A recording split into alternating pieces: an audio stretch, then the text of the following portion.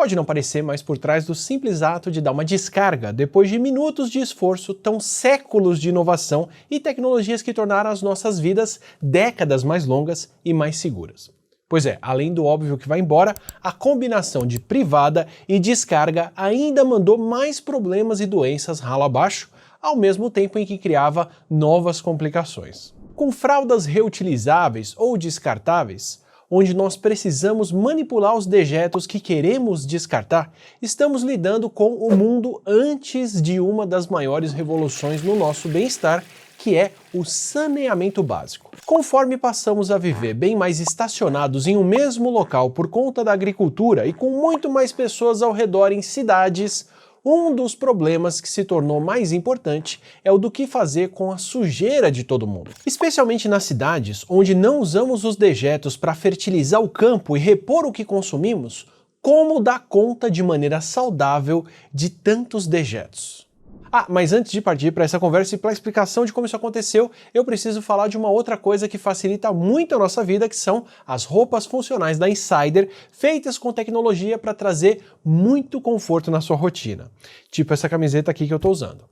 Se você quer rechear o armário com um bom preço, aproveita os kits promocionais da Insider. Eles têm kits com essa camiseta Tech, que é bem fresca, confortável, não desbota e dispensa a passar, e tem o kit de cuecas Comfort, que são respiráveis, anti-odor, com ação antibacteriana e com caimento com elasticidade bem suave no corpo.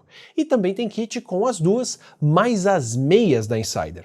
Além do preço especial dos kits, você ainda pode usar o cupom ATILA12 para poder garantir 12% de desconto. Então aproveita o link na descrição.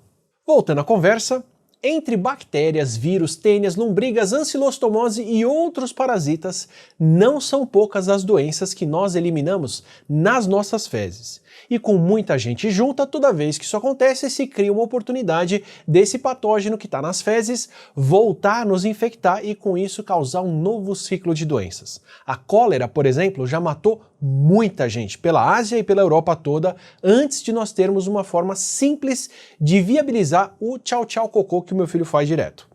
Antes do saneamento básico moderno, mais pessoas morriam do que nasciam em regiões urbanas. As cidades dependiam de um fluxo constante de imigrantes para manter a sua população, dadas as condições de saúde.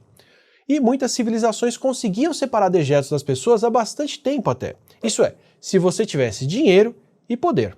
Por exemplo, o palácio de Senaxeribe, aquele Senaxeribe, sabe, que foi avô do Ashurbanipal, sabe, rei da Síria de 722 a 705 antes da Era Comum, na região onde hoje fica o Iraque, esse mesmo. Ele já tinha um nicho na parede que parece ser usado como privada, com direito a encanamento para levar a água usada para fora de casa até um fosso que era revestido de cerâmica.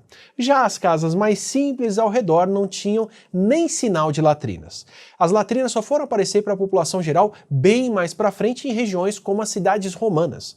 No começo da Era Comum, lá no final do primeiro século, começaram a ser construídos os primeiros banheiros públicos de Roma, que levavam o conceito do público bem ao pé da letra, inclusive.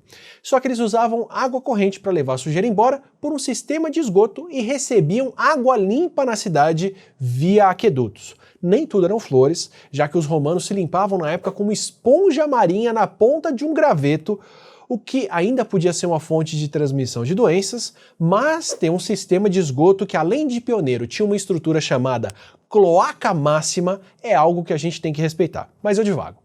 Depois desse ponto alto romano, pelo menos na Europa, o saneamento continuou em baixa, para não ser mais preciso com termos técnicos. Banheiros que eram simplesmente uma forma de jogar fezes para fora de casa não eram raros. Aqui no Brasil, a gente ainda viveu o legado maldito da falta de saneamento exagerada por causa da colonização europeia combinada com a mão de obra de pessoas escravizadas. Em Lisboa, na falta de esgoto, os dejetos de pinicos eram lançados pela janela no meio da rua. Tem até uma lei de 1809 que estipulou que nas horas noturnas, para fazer esse lançamento, era obrigatório gritar "água vai" 3 vezes antes do ato, para não pegar alguém desprevenido passando na rua. O Rio de Janeiro já teve um decreto parecido que também exigia o aviso de água vai desde 1776. Só que aqui nós tínhamos um requinte de crueldade somado a isso tudo, que era o trabalho dos escravizados, que tinham que carregar tonéis com urina e fezes nos ombros para poder lançar isso no mar ou nos rios. E a amônia desses dejetos caindo na pele deixava manchas brancas pelas costas e por conta disso esses trabalhadores eram chamados de tigres ou tigrados. Nós trocamos aqui infraestrutura por exploração humana. Conforme continuamos nos urbanizando e multiplicando ainda mais, as epidemias de doenças infecciosas que podiam ser transmitidas por esses meios só aumentaram. Durante quase todo o século XIX, a Europa foi assolada por pandemias de cólera que também atingiram em muitos momentos a Ásia, a África e até as Américas. E encontrar uma forma de separar as pessoas das fezes seria fundamental para poder afastar esse tipo de ameaça. A privada foi muito importante para isso, mas precisou de algumas inovações para se tornar a tecnologia que a gente usa no conforto de hoje em dia. Desde a entrada de água para poder eliminar os dejetos de forma mais prática, a outras inovações como a válvula de descarga e controles para coleta de esgoto. Uma dessas inovações é o sifão em S e depois o sifão em U, com aquela volta do cano que sai da privada e faz uma curva para cima e outra para baixo, que prende a água no meio e com isso impede o cheiro do esgoto de voltar pelo vaso. Tem até um dos inventores ingleses que refinou esse sifão e que vendia vasos sanitários que dizem ser de uma ótima qualidade, que ficou muito famoso não por conta da fábrica de vasos, mas por causa do seu nome propício, que era o Thomas Crapper, equivalente a, sei lá, Tomás Obrador ou Átila Faz Vídeo, mas já tô me distraindo de novo. Com essa onda de inovação sanitária inglesa que aconteceu junto da Revolução Industrial, tudo isso levou a uma demonstração de privadas na Grande Exposição de 1851, que tinha banheiros pagos, onde os visitantes podiam usar os primeiros sanitários públicos e experimentar o luxo de um sistema de vaso sanitário e encanamento com água. Nesse mesmo período, o governo britânico passou a obrigar as pessoas, nas novas casas, a construir elas com um sistema de drenagem de água, uma demanda que inclusive centralizou o tratamento de esgoto como um serviço público que é a base do sistema que nós usamos hoje. Na outra ponta desse sistema, os primeiros desenhos de vaso sanitário lembram ainda os vasos que a gente vê em navios ou aviões. O vaso sanitário doméstico ainda precisou de muitas mudanças para o luxo que a gente tem hoje em dia, como ter uma tampa, uma anatomia melhor para sentar e principalmente ter um bom mecanismo de descarga que leva a sujeira embora de forma confiável, sem jogar água para fora e sem desperdiçar muita água. O sistema de esgoto das cidades, que no começo era desenhado para lidar só com a água da chuva, também teve que crescer para poder dar conta de descargas chegando. Em Londres mesmo, o rio Tâmisa já era famoso pelo mau cheiro, mas de 1858 em diante a situação foi demais. O rio recebeu tanto esgoto que num dia de sol quente soltou um cheiro tão ruim que ficou conhecido como o Grande Fedor. Alguns anos depois, o Reino Unido começou uma série de obras para poder melhorar a coleta e o tratamento do esgoto. As mortes por cólera caíram ao ponto de quase desaparecerem de 1900 em diante. Uma tendência que se repetiu em outras cidades como Berlim, conforme também desenvolveram a distribuição e o tratamento de água. É graças a esse tipo de mudanças mais do que bem-vindas que nós não andamos mais com fezes no meio das ruas, isso e o fim dos cavalos, que completavam a mistura com fezes de cavalos e com urina, o que dava uma outra motivação para as pessoas andarem nas calçadas mais coladas nas paredes do comércio.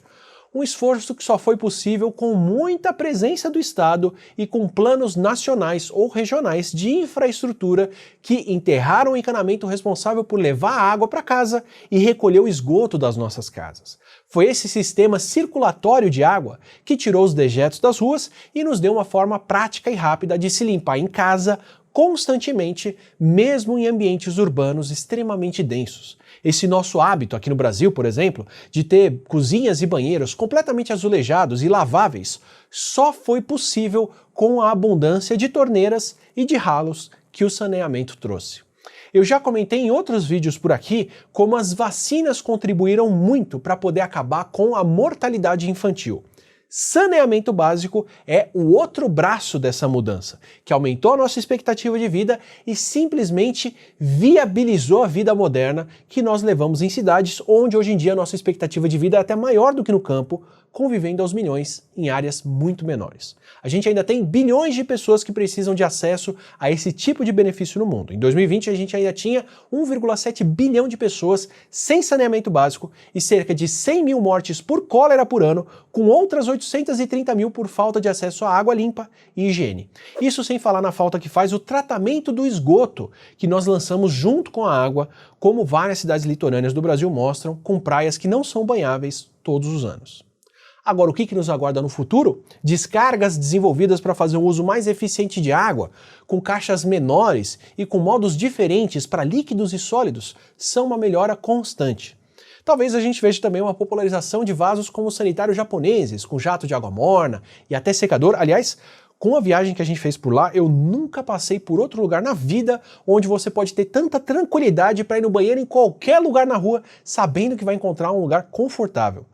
Também tem outra inovação moderna que são as descargas com vácuo de avião e de trem, por exemplo, que começam a ser usadas em banheiros públicos também, onde tem um sistema que gera uma pressão negativa que dá sucção na descarga, o que ajuda o vaso a usar menos água e ainda reduz as chances de entupimento e a quantidade de gotículas de água que são lançadas para fora. É mais higiênico. Só absolutamente dê descarga de pé, por favor, sob risco de entalar no vaso por conta da sucção ou algo pior.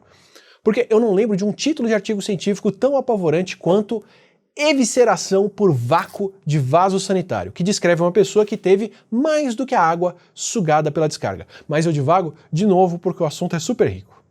Da descarga pode parecer um gesto simples e sem muita consequência que a gente faz todos os dias, mas o que ele tem de mundano também teve de transformador na nossa vida. Agora, se você quer ver outros vídeos como esse e outras conversas sobre o que transformou a nossa vida e às vezes a gente nem sabe, aproveita, se inscreve aqui no canal, assim você recebe os próximos vídeos regulares e o nosso MesaCast, que é o Não Ficção, onde a gente discute ciência do dia a dia com excelentes especialistas. Até o próximo.